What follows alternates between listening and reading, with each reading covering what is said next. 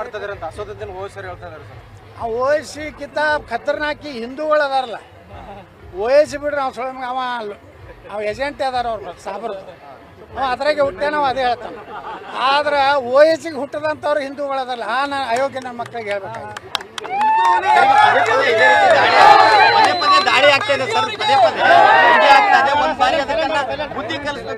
ನೋಡ್ರಿ, ಪ್ರಧಾನಮಂತ್ರಿ ನರೇಂದ್ರ ಮೋದಿ ಅವರು ನನಗೆ ವಿಶ್ವಾಸ ಇದೆ ಪಾಕಿಸ್ತಾನಕ್ಕೆ ಈ ಸಲ ಹಿಂಗೆ ಬುದ್ಧಿ ಕಲಿಸ್ತಾರೆ. ಇನ್ನು ಎಂದೂ ಭಾರತದ ಕಡೆ ತಿರುಗಿ ನೋಡ್ಲಾರ್ದಂಗೆ ಬುದ್ಧಿ ಕಲಿಸೋ ಒಂದು ತಾಳ್ಮೆಗೆ ಒಂದು ಮಿತಿ ಇದೆ ನೋಡಿ. ಇದನ್ನು ಮೊನ್ನೆ ಏನು ನಮ್ಮ 28 ಜನ ಹತ್ಯೆ ಆದಮೇಲೆ ಏನು ನಿರ್ಣಯ ತೊಗೊಂಡಾರ, ನೀರು ಬಿಡುದಿಲ್ಲ ಅಂತಿದ್ದು.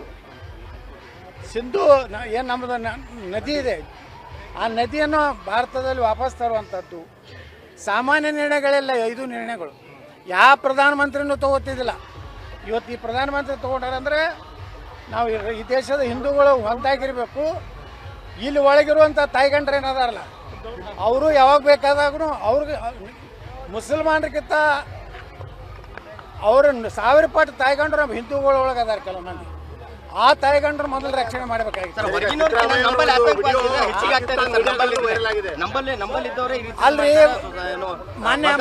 ಮೊನ್ನೆ ಕಲಬುರಗಿಯಲ್ಲಿ ಪಾಕಿಸ್ತಾನ ಧ್ವಜ ರೋಡ್ ಮ್ಯಾಗ ಹಾಕಿದ್ದಕ್ಕೆ ಕಾಲು ತುಳಿದಿದ್ದಕ್ಕೆ ಆ ಹೆಂಗಸರು ಬಂದು ತೆಗಿತಾರ ಅಂತ ಅವ್ರದ್ದು ಅಭಿಮಾನ ಇಟ್ಟಿರ್ಬೇಕು. ಪಾಕಿಸ್ತಾನ ಜೆಂಡ ಹಾಕಿಗೆ ಏನು ಸಂಬಂಧ ಆಗಿ ಹೆಂಗಸರ್ಗ ಅಂದ್ರೆ ಇವರು ಯಾವಾಗಲೂ ಅದಕ್ಕೆ ಅಂಬೇಡ್ಕರ್ ಹೇಳಿದ್ರು, ಬಾಬಾ ಸಾಹೇಬ್ ಅಂಬೇಡ್ಕರ್ ಇಸ್ಲಾಂದಲ್ಲಿ ಮತ್ತೊಂದು ಧರ್ಮವನ್ನು ಸಹೋದರತೆ ನೋಡಲಿಕ್ಕೆ ಅದರಲ್ಲಿ ಆ ಧರ್ಮದಲ್ಲೇ ಇಲ್ಲ. ಏನಾದರೂ ಭಾರತ ಪಾಕಿಸ್ತಾನ ಹೊಡಿಬೇಕಾಗಿದ್ರೆ ಇಲ್ಲಿ ಕೊನೆಯ ಮುಸ್ಲಿಂ ಪಾಕಿಸ್ತಾನಕ್ಕೆ ಹೋಗ್ಬೇಕು, ಪಾಕಿಸ್ತಾನದಲ್ಲಿ ಹಿಂದೂ ಭಾರತಕ್ಕೆ ಬರ್ಬೇಕಂತ ಬಾಬಾ ಸಾಹೇಬ್ ಅಂಬೇಡ್ಕರ್ ಹೇಳಿದ್ರು.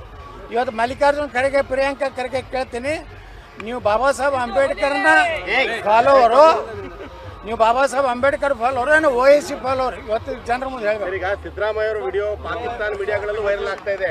ಇದೊಂದು ನೆಗ್ಲಿಜೆನ್ಸಿಯಿಂದ ಆಗಿರೋದು ಅಟ್ಯಾಕು, ಪಾಕಿಸ್ತಾನ ಮೇಲೆ ವಾರ್ ಮಾಡಬಾರ್ದು ಹೇಳಿಕೆ ಪಾಕಿಸ್ತಾನ ಮೀಡಿಯಾಗಳಲ್ಲೂ ವೈರಲ್ ಆಗ್ತಾ ಇದೆ.